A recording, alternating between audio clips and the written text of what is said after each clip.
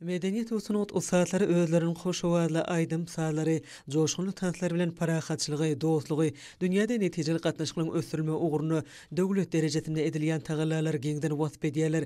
Medeniyet günleriniň maksatnamasyna laýyklykda Ýewropa medeniyetiniň köp uşunly ugurlary geňden beýan edildi. Munyň öz ýatda galjy pursatlary bolmak bilen bir hatarda Türkmenistanyň Ýewropa Birleşiginiň ýurtlary bilen medeni insanperwer gatnaşyklary içiňleşdirgäniniň aýdyň suwutnamasydyr.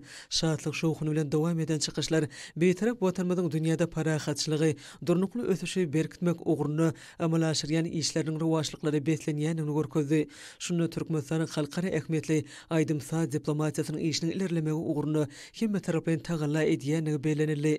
Ýewropa medeniyetiniň Türkmenistanyň günlerine gatnaşylar türkmen topragyna mehmansoýarlyk we geçirilýän halkara ähmiýetli meden çäräniň ýokary gurumçylyk derejesiniň öpçüni edilenligi üçin gahrman arkadagymyza hemem arkadagy gahrman serdarmyza hoşallyk sözlerini beýan edýärler.